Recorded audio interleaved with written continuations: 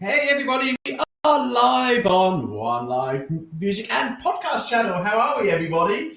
I'm going to give you a lovely warm welcome to the amazing Lady Miranda. How are you? You've joined us all the way from the USA. We're trying to stay cool over here. It's been a pretty warm summer. Don't make me jealous. We are. Oh, no, I personally would rather be in colder weather. We are literally in our summer season in England, and we basically got treated to probably about a week of sunshine, and now we're back to rain. See, now I'm jealous because that's how I'm in Seattle. Normally it rains here, but our summers are always very clear. But over the last several years, we've been hotter than usual. And when I originally moved here, it was nice because our summers were like no higher than 75 degrees. And that is not the case anymore. This is not fair. I think I'd love the sunshine. It's just raining, Drizzy. You know, we've even lost our rain over here. We need to pull up. I'll send it over. We've even lost our pet seagull. Even he's hibernating because of the rain. Oh, yeah. Our seagulls are pretty used to the weather here anyway. Anyway, I tell you what, everyone, we're just having a general chat. You know, me and Miranda just, we talk offline as well, and, we're just having a general chat. So if you're joining the show at this particular time, you're just joining in with us to have a bit of a chit chat, aren't we? So anyway, Miranda, thank you for joining us a little bit out to the podcast world before we start the interview. Can I just say thank you very much for everyone in podcast land for joining the One Life charity and joining us this month. We did launch this week. It's been an absolutely mad week here at One Life. We've had lots of people who have been interested in our podcast, our music channel. We will stay to what we do best, and that is supporting local and national artists who want to have support for their music journey, put their music out there. We will still be doing exactly the same thing as we were before. Added bonuses is that our lovely musicians will be talking about their charitable experiences at festivals or singles, and they'll be telling us how their music really does impact charities throughout their work, because I think since COVID, and even prior to COVID, the music industry has always supported, local and national charities, and there's always been benefit gigs, etc. I spoke about it on the opening of One Life. I was saying my first big memory of benefit charities was Queen and Freddie Mercury with a band, Band Aid. It was absolutely fantastic. So those sort of gigs have always had a big impact on me. And I think they were the things that made me think, actually I want to do that sort of thing when I get a bit older. So that's where I come from. But in terms of what's coming up this week, we have got the lovely Lady Miranda today. We've got another artist for you tomorrow, and I'm going to put that one out for you tomorrow. And we've also had another 6 or 7 artists who are going to be joining us this August. So we have got lots coming up for you on the show. Just a quick reminder, as you can see on the little ticker at the bottom, it is National Autistic Society Month, and we are talking about autism this month. So if you haven't donated, please empty your pockets as much as you can. Please give as little as much as you possibly can. I'm sure the charity would really love a donation to support both children and adults in the UK who support children and adults with autism. So that's a little bit of a personal fee. I will put it on the end of tonight's video, and we will be putting it up during the week for you to donate. Okay, so also one more quick little piece of news. I did say to the lovely Lady Miranda that at the end of the month, one of our artists will get the lucky opportunity to have a prize to donate one of their charities to be next month's chosen charity. That's right, we are going to throw it over to the artists. We are going to get them to put up a charity of their choice at the end of the month, and that charity will be the charity that we donate to for the following month. As a special prize, just to say thank you for all the artists who are coming on, you will have a one-off gig to do the following month that you can come and you can play with your band. You can be a solo artist. The show is yours, okay? AJ will basically take the back seat, and the opening of the show will be yours for the evening, okay? So just an opportunity again for the artists to get their music out there, but also for you as the audience to be able to see the artist perform live here on our YouTube channel. So that's got all the bits and bobs out of the way. Let's get over to Lady Miranda. So thank you for joining us. Thank you for having me. Well, hi, young lady. we have got a little bit of an introduction, but we have got lots and lots of questions to ask you because you've been selected as one of our artists because actually you have a bit of a connection to the charity that we're putting up this month in terms of autism. You're an autism advocate and you also have autism yourself. So we've got lots of questions that we want to ask you because actually, like I've said to you in past interviews, I'm so blooming proud of you to be doing what you're doing and to be showing the autism world that actually you can still be an amazing artist, you can still produce amazing music, and you can have an amazing career.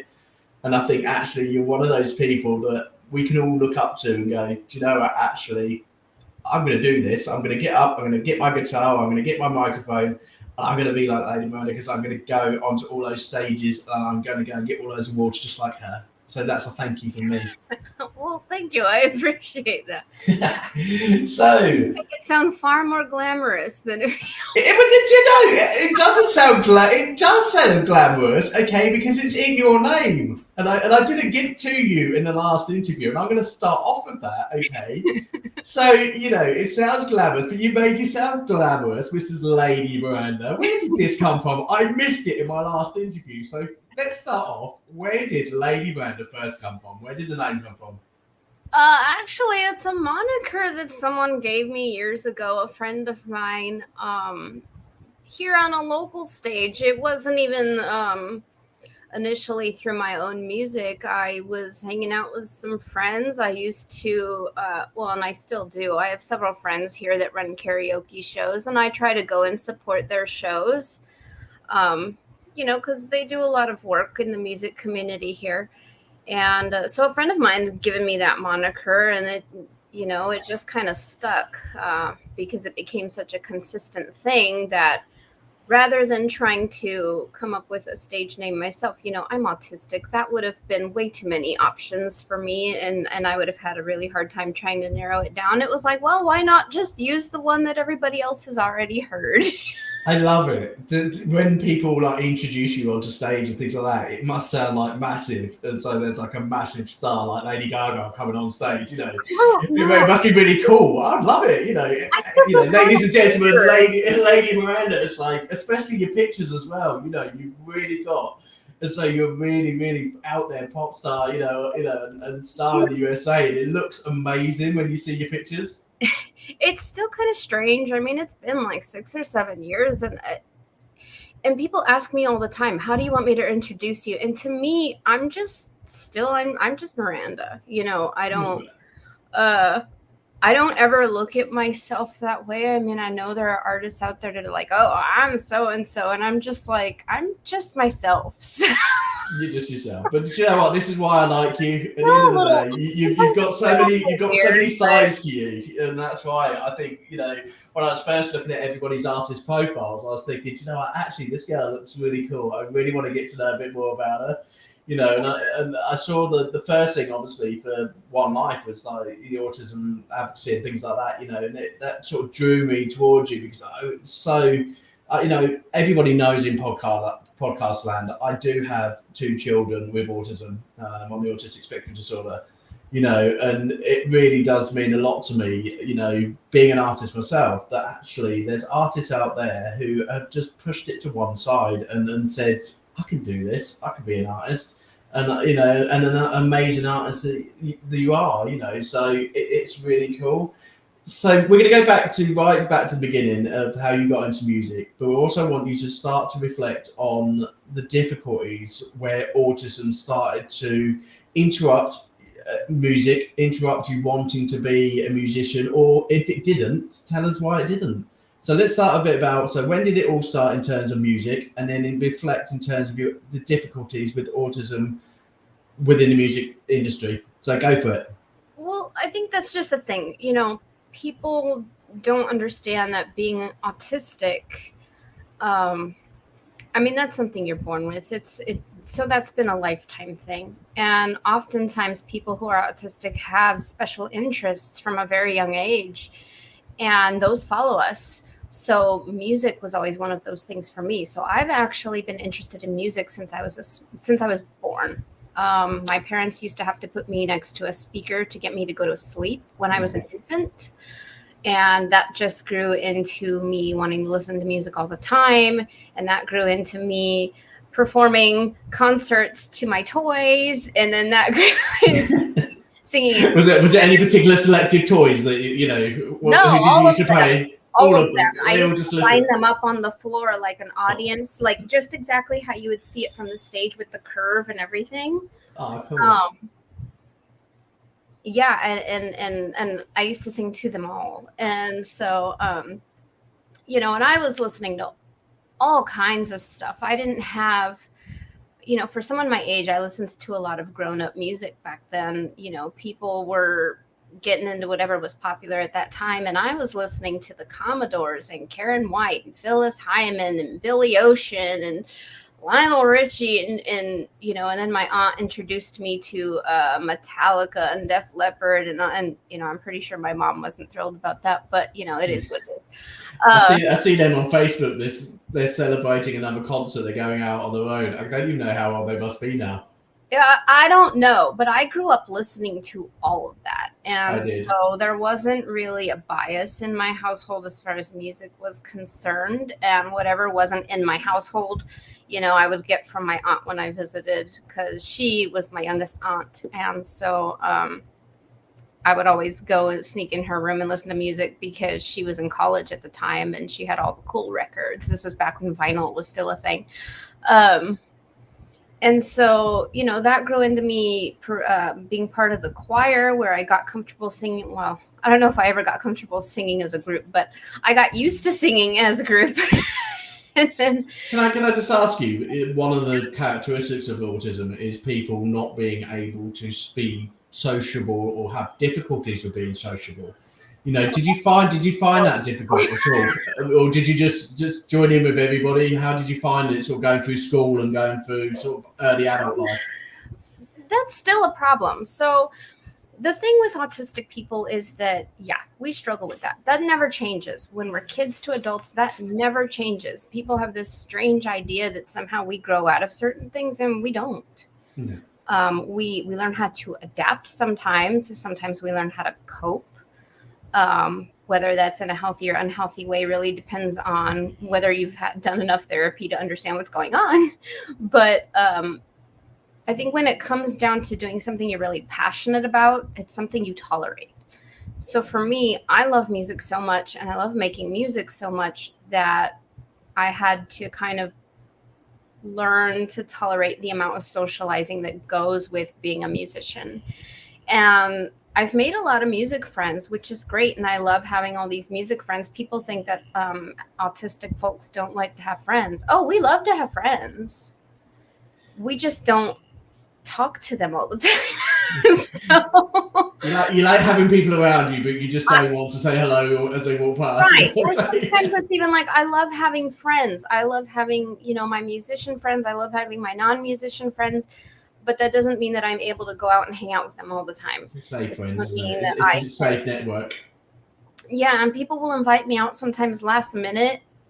And I know that people can run their lives that way. I can't. I have to be mentally prepared for that. So I always tell people, I'm sorry, I can't do last minute. I need to have something planned and scheduled, because I have to wrap my brain around what my day is going to look like. And this comes with the territory of being autistic. My life runs on a schedule. Even if I have nothing really planned that day, my brain will sit the night before and go through what my next day is going to look like, if there's anywhere I have to be, what times I have to be there, how long it takes me to get there, so that I can plan my time chunks, so that I can not be late and be responsible. And, you know. How about stage work? What's it like when you get up on stage, when you've got sort of a large, you know, what's the largest gig that you've done?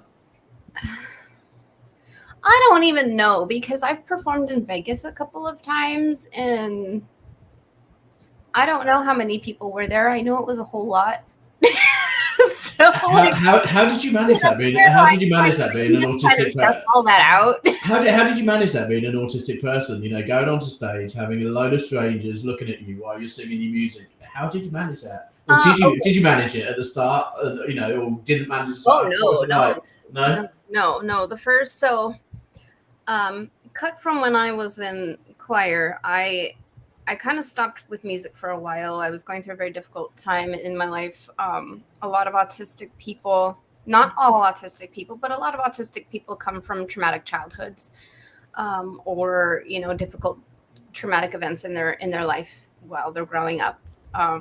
And so, and it's not unheard of among the autistic community. People don't realize how often autistic people go through something traumatic, whether it's big or small, long time, short time. In any case, when I was in college, now I've been through college twice. So when I was in college the first time, and yes, I graduated both times. Just to clarify, I have 2 college educations. Fantastic. Congratulations. I wanted to make that clear. So when I was in college the first time, a friend of mine wanted to go out and sing at, I don't know, some local bar out in New Mexico, somewhere in Albuquerque. And she basically dragged me with her. And I was like, fine, I'll go with you. Now, I had no intentions of singing at all whatsoever. Between her and the host, I ended up getting a microphone shoved in my face and was pretty much given no choice. And I sang from my seat, by the way. I did not get up on the stage. I was like, I will do this, but you're not getting me up on the stage. And so for the first several times, I didn't actually sing on stage. I sang from my chair because I had terrible stage fright. It wasn't until probably the 4th or 5th time where they were like, we're not letting you sing from your seat anymore. They dragged you up. Said, come on, you're doing it. And so the first time I got up on stage, it was actually a family-friendly show, and it was in front of kids. And the kids were like going on stage like it was no big deal. And I still was like terrified. So... Do you still get times where you're terrified today? Do you go on stage? Is there some gigs that really throw you? Some places that really throw you? Not as much. I mean, I definitely get more nervous if I'm performing my own music versus like a cover song, which I think is true for a lot of artists. People think that because it's our own song that we somehow miraculously have it more memorized than anything else, which the opposite is actually true. We work on our songs so much in studio and we hear it so often that a lot of times, and I've heard other musicians say this, once it's done, I don't listen to my music for a long time. I'm like, I don't want to hear that song anymore. I've listened to it. Yeah, that's it. You just had enough of that. Move on to the next one. I don't hear it anymore. So then when I have to get ready for performing a song, I'm like, oh, okay, I guess I should start listening to it, make sure I have my own lyrics memorized. That's which one is of what I've been doing. That's one of the different, some people with autism, it's like both my son and my daughter are amazing with their English, amazing with their spelling. I'm dyslexic and I spell rubbishly, and when I come to my songwriting, I really struggle trying to get my words onto paper, and it takes me ages to have to write and rewrite and check my grammar, spelling. Yeah. But for you as an autistic person, is there a particular skill that you have which benefits your songwriting or your music career? Because you're very talented as autistic people. You often have a talent which really does help you. Was music one of them? Oh, yeah, absolutely. And you know what? I'm a writer first. So I started writing when I was a kid. I started with poetry, which actually made the transition into rap lyrics that much easier. But so I've been published. I'm a published author. I have poetry published. I published a book in 2023, a memoir. When I went to college the second time, I actually majored in liberal studies, but my emphasis was in arts and literature. I've done professional editing. I've done book designing, proofreading. I've done all of that professionally. So, so that really helps when it comes to songwriting. But, a lot of autistic folks, we're very quick on our feet when it comes to thinking. You are very quick. And come on, can I just ask a very personal question? Sure. How old are you? Seriously? I'm 43. 43, and you've done all that in your career. I've done more. No idea. I'm sure. I tell you what, we could probably take 2-3 hours of the show up with what you've done, especially with the book, and we will cover the book. But before we cover the book, I do want to know a little bit more about this amazing dog that you showed me the other day. My dog? Your doggy. It's Elsie, isn't it? snoring right next to me She's right snoring, now. is she? You promised me you were I going don't to like snore. bring her on stage. She snores. Is she snoring? She hates being on camera. Does she? Oh, bless her. So there was a little bit of a story behind because Elsie. I hate being on camera, and that was something I had to really get used to, being a musician, which I'm definitely more comfortable with it now. But I'd gone to a pumpkin patch with a friend of mine a number of years ago, and we were sitting on a bench, and she said, "Oh, this is a perfect picture of you and your dog." And I said, "My dog doesn't like the camera, neither do I." And she pulled out her phone, and the picture is literally of me and the dog both looking away from the camera. Which I had forewarned her would probably happen. So my children are like that as well. If you get the camera out, that's it. They hide their face and they run away. We have to literally pay them to have their photo taken. But to kind of answer your initial question about the stage, when I get on there now, I don't look directly at people, and I've had to learn how to do stage presence and get over stage fright as an autistic person. There's lights. You can't see anything. So a lot of times I can see silhouettes and shadows, and I'll look over the top of someone's head, and with that, it actually really does make it seem like I'm looking directly into the audience. But, heads up, audience, we can't see you. No, we can't see you. No. That probably helps you, doesn't it? It does, yeah. The fact that you can't see. That whole imagine people naked thing would never work for an autistic person. Our brains will take that. How about loud noises? Because obviously for some autistic people, sensitivity to the ear is a lot more. Is it harder when you get in like a really big crowd or a really big song? It can be. So music is, because I love music so much, it is one of those things that I can tolerate at a higher decibel. But there are some situations where the music is so loud that even at that point I'm like, okay, I can't do this. I carry earplugs with me everywhere. And even when I'm in the studio and we're listening to my songs, I will hear the tiniest little nuance, and I'll be like telling my producer, "What is that? What is that noise?" And he's like, "What are you talking about?" I'm like, "There's a background." And he can't hear it, so he'll be like, "Okay, I'm gonna play that portion. Raise your hand whenever you hear it." So I'm raising my hand, right? And he'll have to go through and isolate each track in the program on the song that we're working on until he finds it. But that's how we find some of those things, is because I hear them. My ears are so nuanced. You can whisper in the far corner of the room and I will still hear what you're saying. No one would ever be able to break into my house. I hear everything while I'm asleep. My subconscious is aware of everything going on while I'm sleeping. And you've also got Elsie to look after you. So come on, let's tell us a bit about Elsie. Yeah. Tell us a bit about Elsie. Come on. Yeah, I'm getting on to Elsie now. Come on, tell us a bit about Elsie. How did you and Elsie first meet? So Elsie actually, when I was diagnosed, I did not initially have, Elsie's a service dog. I did not initially have a service dog. As time went on and I was going through some pretty big dramatic life changes, I was struggling a bit more. And so that is when my doctor agreed to give me a letter, initially for an emotional support animal, with the intention of knowing that I wanted to train her as a service dog. One of the big things for me is traveling.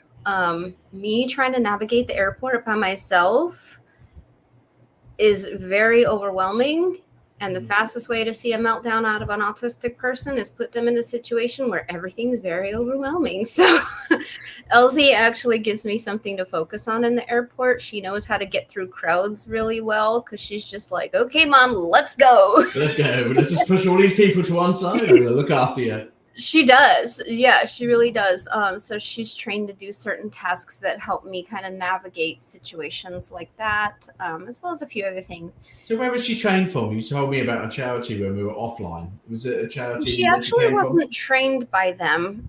The animal rescue that I got her from had sent her through a program called Ridge, which is where they learn their basic skills.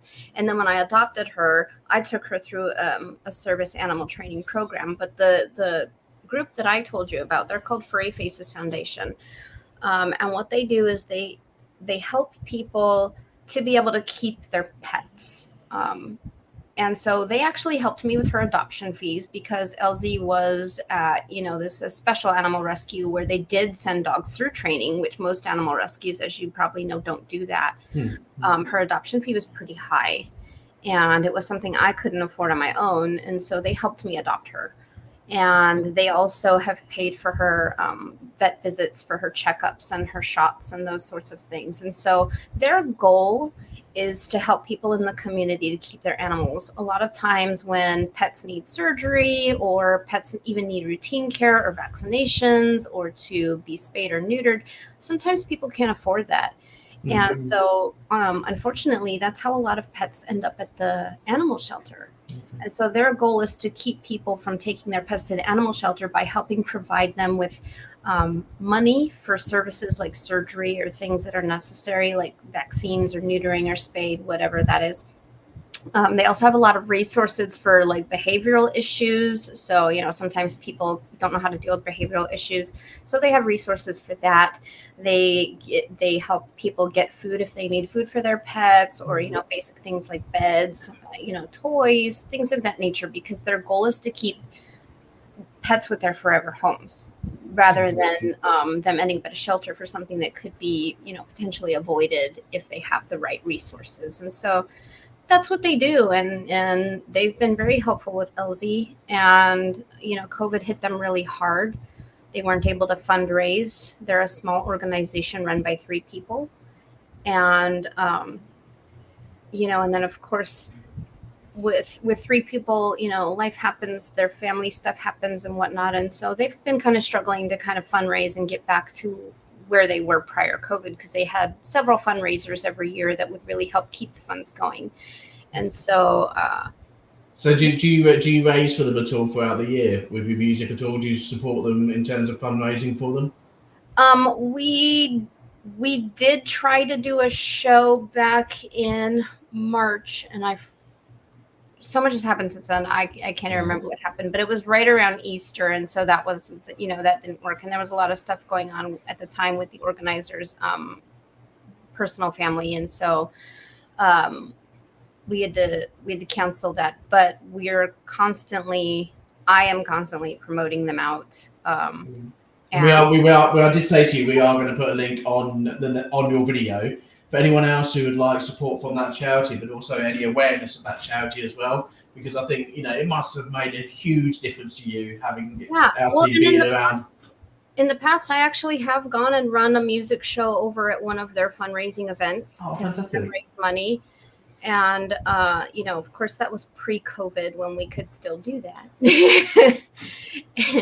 And I did actually take a whole soundboard and everything with me and run sound and sing some songs, and then had other people sing some songs. And so I have done a bit of work with them there for that. And so it's amazing. It's amazing. Really use the help. And fantastic. I know a lot of musicians have pets and they love their animals, and then there's people like me who rely on ours. Well, do you know what? Actually, I think we should wake your dog up. I think we should have a bit of a stopgap to slow you. You've been speaking for ages. Elsie was ISSA Awards last year, and her dress matched mine, and her dress will be matching mine again this year. So. I was going to say, we're going to the ISSA after this little short break of your music. In relation to ISSA, is Elsie coming with you? Oh, of course. Of course. She already has her outfit. Her outfit is almost as fancy as mine. Oh, amazing. I bet everybody will be really pleased to see her when she says, does everybody know that she's coming? Yeah, a lot of people met her last year, and I swear this dog is way more famous than I was. As famous as you. So when you win that award this year, will the dog go up on stage with you? She did last year, and the announcer was like, "Oh, we've never had a 4-legged friend on stage." To which my response was, "It won't be the last time." So fingers crossed, she'll get up there with me again this year. Oh, come on, let's wake her up. Let's see if we can get something, because everybody in the audience wants to see her. So what we're going to do is, while we wake Elsie up so everybody can say hello, Lady Miranda, do you want to introduce your song that you sent me? You sent me a song called God Only Knows. Could you tell me a little bit about that song before we play it? Yeah, so I'm a multi-genre artist. Only God Knows leans more kind of R&B and pop. As you know, I do hip hop. This one doesn't have rap lyrics in it, but it's got a similar vibe to like that genre. And so a lot of people think this song was about a past relationship. It is not.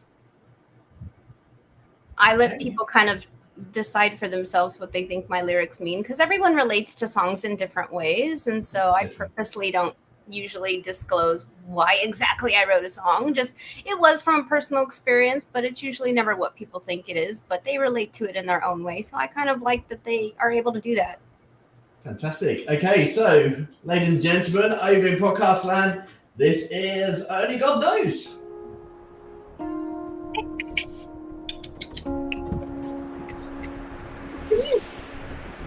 Come here.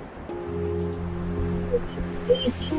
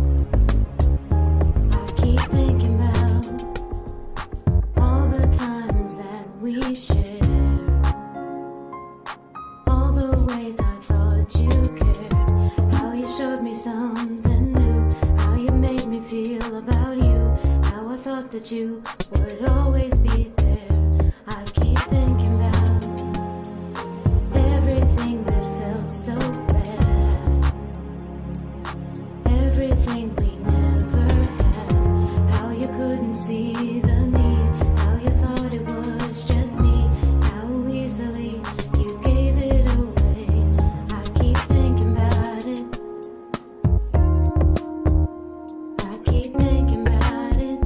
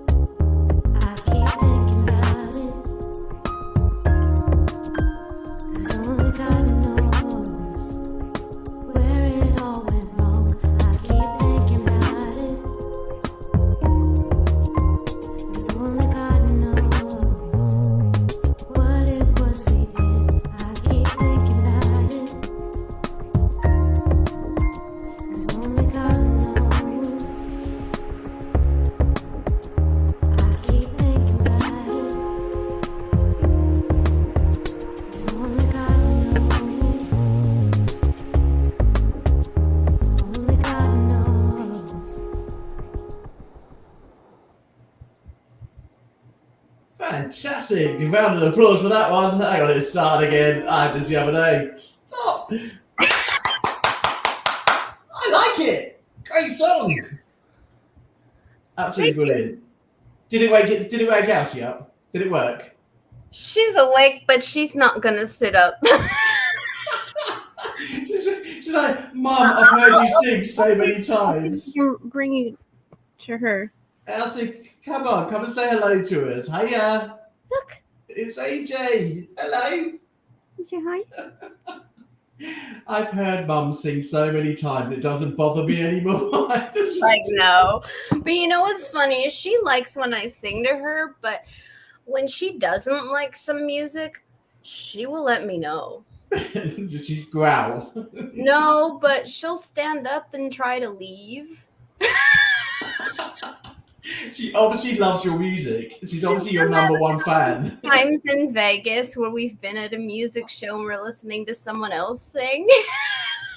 Just left. Check out we going. Stay there most of the time through anything. Like she slept through the Jabberwockies performances and she slept through other music performances, but every once in a while she'll stand up and be like, "Okay, let's go." Okie dokie. Hey, right, that's Elsie sorted. Let's get back to you. Quick quiz, okay? As on your Facebook, I have seen that someone is a bit of a karaoke queen. Goes to karaoke, supports the karaoke's, but karaoke is everywhere on Facebook. Well, it's a big deal here in Seattle. It is a big deal in Seattle. I've been looking at some of the other ISSA members, and then karaoke is quite a big deal over there. Yeah, I mean, I use it a lot for vocal practice, to be honest. It's a good way to keep up your vocals if you're not in the studio every single day or every, because people that aren't musicians, they have this strange idea that every time I'm in the studio, I'm singing. And it's like, no, it doesn't work that way. Most of the time I'm listening to the beat tracks being made and the instruments and the, do we like this? Do we like that? I'm not singing the majority of the time, so I've got to keep my vocals up somehow. And well, I tell you what, you are getting to a point. You're getting some more awards this year because I know you're going to win anyway. But I think it's we're just going to go and get them, aren't we? Would it be really strange if one of the karaoke's you went to was your track and someone sang one of your songs karaoke? Has that ever happened? No, because my tracks are not made for karaoke. I think you should do. I think once you go to studio next, we should make one of your songs karaoke. But I'm going to give you a choice now. Maybe if somebody famous come into the place you were doing a karaoke, who would that person be? And who would be singing your song? Who would you like to get up on karaoke and sing one of your songs? That's kind of hard. I mean, in Seattle, we get a lot of people. We do get a lot of musicians and famous people that come through Seattle, and I don't know that I would pick a certain famous musician only because a lot of times we think that their personality might be one way and it ends up being something different. But my producer did joke about one time if Weird Al picked up one of my songs, how funny and interesting and amazing that would be. And I was like, oh, I would totally let him do it because I think we should get Elsie. I think we should get Elsie singing one of your songs. Can Elsie sing? She's not very vocal unless she really on occasion, she yells at me because I've taken too long to take her outside, but she's really not vocal. She's very subtle. And so I really had to learn how to read her body language. And, when she's trying to get my attention, she lets me know. But yeah, she's such a subtle dog. And so when I take her out in public, everybody's like, oh my God, she's so well behaved. Well, she's a service dog for one. She's supposed to be, but she's always been that way. And so I think that actually works better for me because our personalities kind of match in that way. She doesn't like loud. And she needs to help you. She needs to help you on stage. Take all those awards from Atlanta. So come on, let's brag a bit. What are we going for? What is it? I'm nominated in 4 categories. That's it. Songwriter of the Year, Album of the Year, Single of the Year, and Emerging Artist. Wow, so proud of you. And Elsie's got a backpack ready to put all the trophies in, I gather.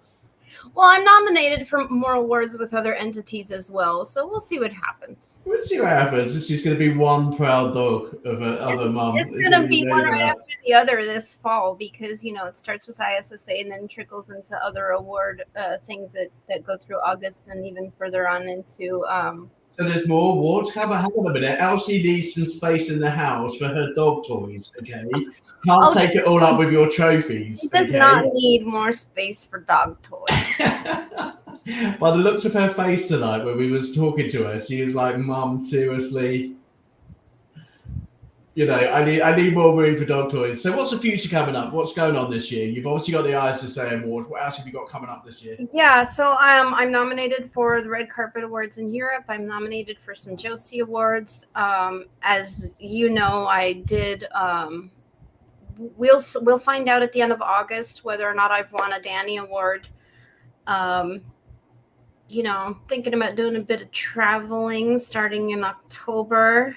I heard, and there's a whisper that you might be coming over to the UK. Because I don't want to give too much away about that because, I love my musician friends and all the musicians out there, but people like to steal other people's ideas.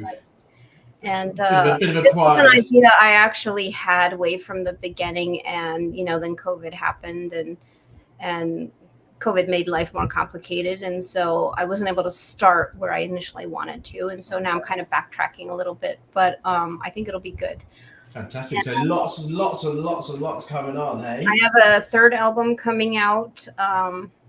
We're looking out possibly this winter. We'll see. We're currently working on it in studio. And yeah, so just I'm writing another book. Let's quickly go to the book. You had a book last year. What was the title of that book and why was it written? It's called Calling Them by Name, and it's an epistolary memoir. One of the things I learned when I was in college the second time for my bachelor's in liberal studies was I've taken a lot of writing classes, and I've also taken a lot of psychology classes, but that's a different story. So one of the classes I took was writing as a way of healing. And then, of course, I learned about epistolary memoirs because I feel like I've always wanted to write a book. I always wanted to kind of get my own personal story out and the things that I've been through. But a lot of times, both being autistic and having trauma history, my memories are a little bit fragmented. And so writing a book in chronological order for me is practically impossible. And so I was like, how can I do this without having to remember everything in order? And so that's when I actually had learned about epistolary memoirs. And it's not something that is well known about, but there are several authors that do write in this form. And it's essentially a memoir that's written as a collection of letters. Oh, wow, okay. The letters. Was that how you wrote your book? Yeah. Mm-hmm. Okay. It can be letters to anybody. I mean, there's this one author who's really good, and she writes letters to literally anybody, including the taxi driver guy. So, the Uber driver going past, I'll just write a letter to that person. I was not covered this stuff on biography. This in her book, but the way she does it, it's just it's brilliant. And so, so I did. My first book was a collection of letters dealing with people that were all involved in my trauma. And the second book is all letters to myself, which is much harder to write, by the way. I bet it is. It's a lot harder to write about yourself. And then, unfortunately, work gets in my way of doing all my creative things.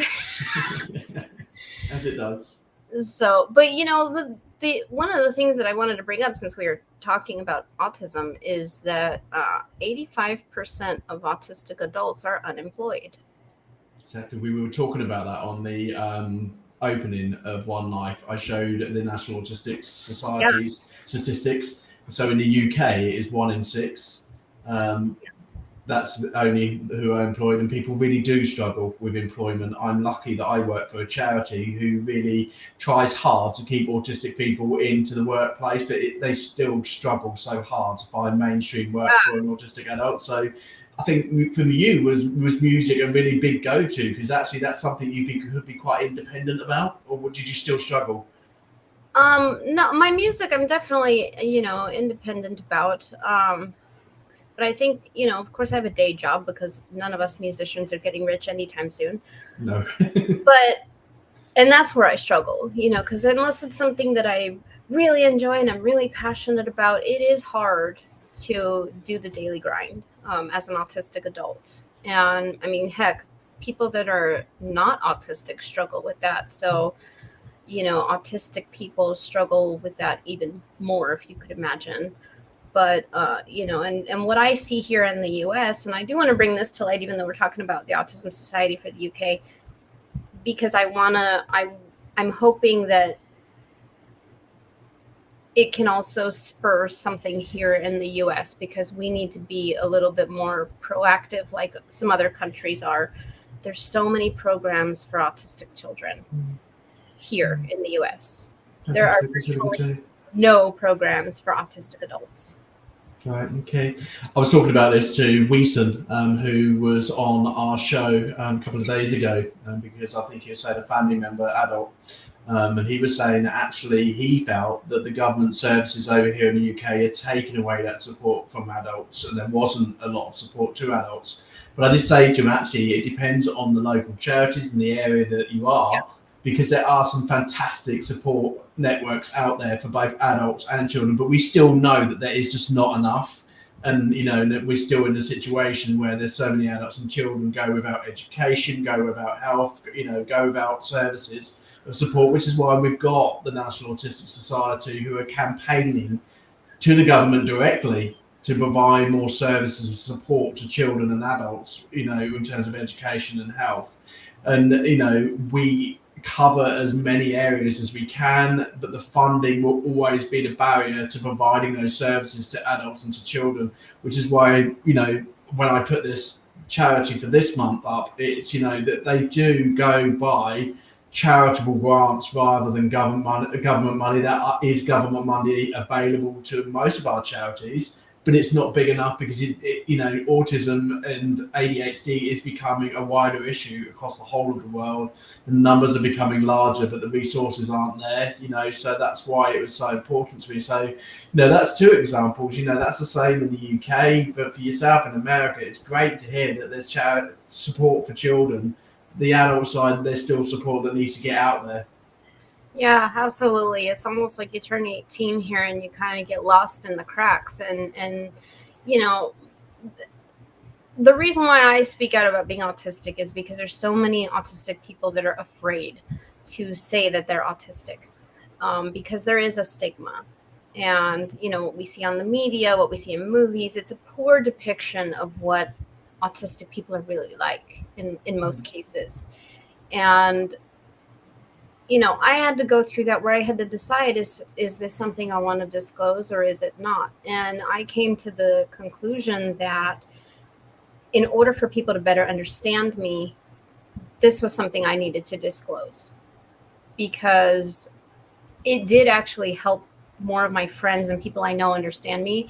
There are other people that still are kind of ignorant about it, where they think, people just use being autistic as an excuse, or, the people with who are autistic need treatment. And it's like, no, we don't need treatment. So, you need help and support, and you need the strength to carry on. And you also need to be focused as a strong person like you really are. Do you know what? We're coming towards the end of our show. We've probably only got about 10 minutes left. I can have a 3-hour interview with you about this subject, because, this is everybody in podcast land. This is an extended interview this evening, because I knew that Lady Miranda would be able to let everybody know what it feels like to be an autistic adult, but to actually also give the positivity also of being an autistic adult, but also give us some real life examples, which you have done in this show tonight. Thank you so much for being open about what it's like, growing up with autism, the support which is either out there or not out there. And we've shown both sides tonight. I think we've shown the fact that you have got some support with the dog, and you have got some support with your friends and family, and you have found some ways in which you can have this amazing career as an artist. But we also have showed that actually we're still not in a good place, where we've got adults who are not, getting the service and support. Before we finish tonight, what I would like you to say is to our adults who are out there within the National Autistic Society in the UK, and also out there in America, actually, what words of advice would you give someone to be able to encourage them to go up and stand on stage in Las Vegas and play to these people, how would you help them? Well, I mean, if they're neurodivergent like I am, I would say the best thing I ever did was learn how to not mask and be authentic. And I would say, it's scary, but go for it, because I like myself so much better now. And, I can honestly say that I love who I am, and I care less about whether people accept me or not. And I've gotten a lot more support that way. Being autistic can be a challenge in a lot of ways, because we're not great at the social media thing, which is why you don't see me do a lot of boasting about the things that I've accomplished, even though I do try sometimes to boast a little bit, because apparently it's necessary. But just be yourself and don't listen to what everyone else tells you, because so many people think that there's only one way to do something, or that there's only certain ways to do something, like the music industry. And what I found being autistic is that I had to create my own way, because everyone else's way doesn't work for me. My brain is wired differently. So create your own path. Don't worry about what everybody else is doing. Don't pay attention to what everybody else is doing. Don't listen to what everybody else is doing. You do it the way that works for you, because 9 times out of 10, you'll be more successful. And I've had more success doing it my way than I would have doing it someone else's way. Fantastic. You are such an amazing advocate for autistic people. You're just such an amazing person. It's been an absolutely real pleasure this evening to spend time with you. Thank you for supporting our cause here at One Life. Thank you very much for continuing to support our cause. This is just a personal plea to everybody. If you've liked Miranda's story, I'm sure, please get in touch. If there's any questions that you want to ask about this evening, please get in touch with me. I will try and answer them as much as I can. For the people who are in the UK, if today's interview has sort of touched a nerve, or you want to find out a bit more about how to get into the music industry, or you want to find out a bit more about support in the UK, I will direct you towards ourselves here at One Life, but we'll also direct you, if it's something to do with autism, to the National Autistic Society, who do have a call centre, are open to being called throughout the day. And I'm sure they will actually help, if there's any particular things that's been covered in tonight's show. So I'll tell you what, should we just play one last song for you before we go? And then we'll finish tonight's interview. Okay, so the last one that you sent us over was called Broken Man. Can you tell us a little bit about it before we play out everybody this evening?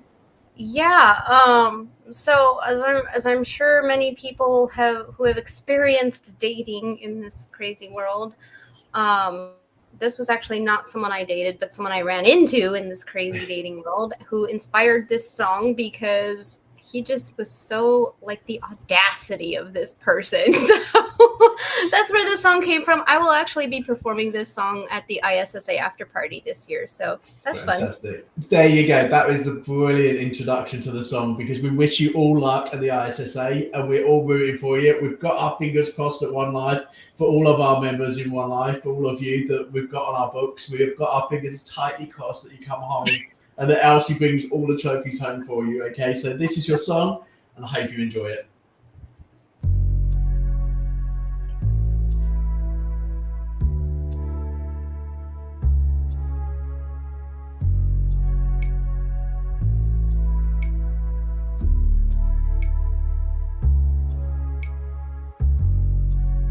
Used to tell me that you were the only one for me. Tried to tell me that I would never find someone like you. Always giving me the reasons why I should stay. Then you turn around and tell me all the lies that were not true. I see right through you like the shattered glass. You are, you're never gonna win my heart, 'cause you're nothing but a broken man inside, yeah. You think gaslighting's a four-letter word, it seems. Always trying to say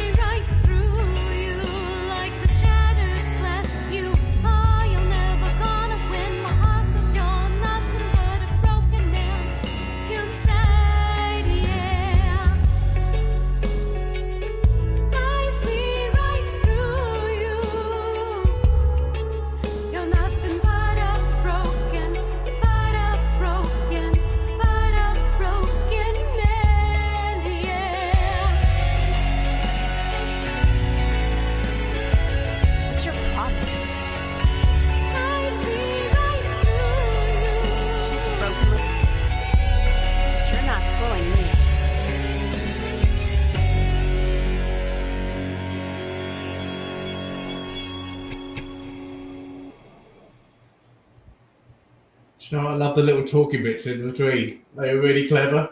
Absolutely fantastic. Sometimes I can do really clever things like that, depending on the song, and sometimes it just doesn't happen. That's fantastic. Brilliant.